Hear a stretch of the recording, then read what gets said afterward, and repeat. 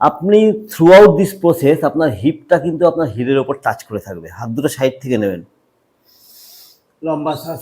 আমার পরিচিত বা অপরিচিত আমার অনেক স্টুডেন্ট বা আমার আত্মীয় স্বজন বন্ধু বান্ধব ইদানিং কঠিন পরিস্থিতির মধ্যে দিয়ে যাচ্ছে, একটা অস্বস্তির মধ্যে রয়েছে। তাদের ঠিক পেছনে ব্যাক পেন ঠিক বলবো না, ঠিক স্পাইনাল কর্ডের দুপাশে যে মাসলটা রয়েছে সেই মাসল পেনে ভুগছে। যেমন ধরুন এরকম যদি এরকম করে থাকে তাহলে হয়তো ভালো লাগছে, লম্বা শ্বাস নিয়ে টান করলে ব্যথা হচ্ছে, দাঁড়িয়ে থাকলে ভালো থাকছে, বসতে পারছে না, বসলে ব্যথা হচ্ছে।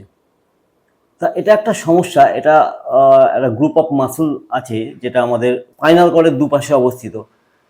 কোনো না কোনো কারণে, যেমন একজন আমার একটা স্টুডেন্ট বাইরে থাকে, কুয়েতে থাকে, একটা ভারী কিছু তুলতে গিয়ে এখানটায় ব্যথাটা পেল এবং সেই ব্যথায় সে ভুগছে। ইভেন তাকে হাসপাতালে পর্যন্ত যেতে হয়েছে।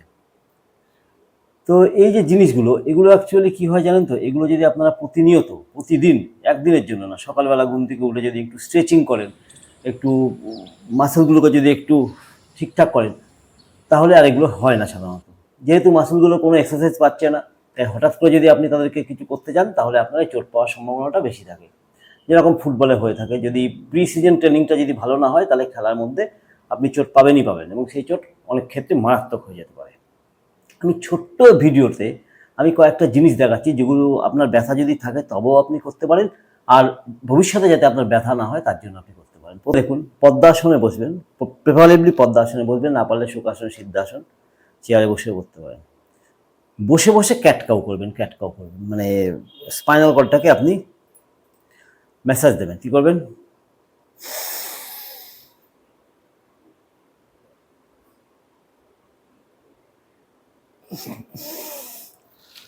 দশ সেকেন্ড হোল্ড করবেন ব্রিথটা, আবার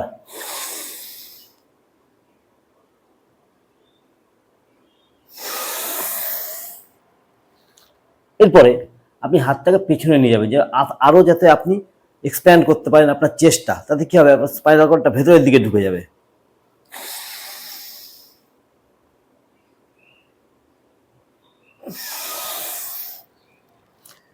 যখন এক্সহেল করবেন স্পাইনাল কর্ডটা এরকম হয়ে যাবে, যখন ইনহেল করবেন তখন ঠিক এরকম হবে। এটা করার পর ঠিক বজ্রাসনে বসবেন। আপনি থ্রু আউট দিস প্রসেস আপনার হিপটা কিন্তু আপনার হিলের ওপর টাচ করে থাকবে। হাত দুটো সাইড থেকে নেবেন, লম্বা শ্বাস নিয়ে শ্বাস ছেড়ে দিয়ে 30 সেকেন্ড এখানে হোল্ড করবেন, 30 সেকেন্ড। তারপর যখন উঠবেন চেস্ট ওপেন করবেন। এখানেও আপনি চেষ্টা করবেন 30 সেকেন্ড থাকার, যদি না পারেন 10 সেকেন্ড অন্তত থাকবে। নেক্সট কী করবেন, পা দুটোকে ছড়িয়ে দেবেন দুদিকে। হিপটা আপনার নিচে চলে গেল। যাদের হাঁটু প্রবলেম তারা এটা পারবেন না। আস্তে আস্তে আস্তে আস্তে আস্তে আস্তে পা দুটোকে ফাঁকা, কিন্তু এবার আবার চলে যাবেন। এখানেও 30 সেকেন্ড থাকার চেষ্টা করবেন, আবার উঠবেন। নেক্সট কি করবেন, এক্সটেন্ডেড পাপ্পি করবেন, খুব ভালো জিনিস। এই হাতটা 3টে স্টেপ আগে নিয়ে যাবেন, 1 2 3, হিপ তুলে দেবেন, চিবুক ঠেকিয়ে দেবেন, 30 সেকেন্ড থাকবেন, ব্রিথ নর্মাল, উঠে আসবেন। বুকের ওপরে শুয়ে পড়বেন টান টান হয়ে, আপওয়ার্ড ফেসিং ডগ করবেন, লম্বা শ্বাস, পুরো উঠে যাবেন কনুই নিয়ে, সামনের দিকে তাকাবেন, ডাউন, 10 সেকেন্ড থাকবেন। তারপরে 3বার করবেন এটা, তারপরে পা দুটোকে ছড়িয়ে দেবেন দুপাশে। শ্বাস ছেড়ে বাঁ দিকের গোড়ালির দিকে তাকাবেন, 10 সেকেন্ড থাকবেন। শ্বাস ছেড়ে নিচে যাবেন, শ্বাস নেবেন, এখানে 10 সেকেন্ড থাকবেন। শ্বাস ছাড়বেন, ডান দিকের গোড়ালি দেখবেন, 10 সেকেন্ড থাকবেন, নেমে যাবেন। 3বার করে করবেন। পদ্মা আসনে বসবেন, পদ্মা আসনে বসে মেরুদণ্ড সম্পূর্ণ সোজা রেখে আস্তে আস্তে আস্তে আস্তে আস্তে আস্তে আপনি এরকম করে সামনে যাবেন, যতটা আপনার পক্ষে সম্ভব। সামনে যাবেন, সামনে যাবেন, সামনে যাবেন, মাথাটা নিচে ঠেকিয়ে দেবেন।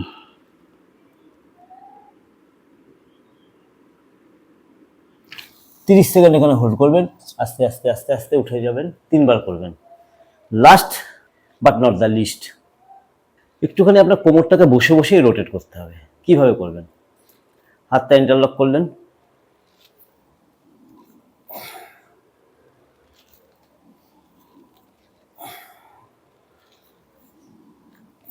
এখানে আপনি শ্বাস প্রশ্বাস অ্যাড করতে পারেন। ওপরে যখন আসবেন শ্বাসটা নেবেন, নিচে যখন যাবেন শ্বাসটা ছাড়বেন। দেখুন,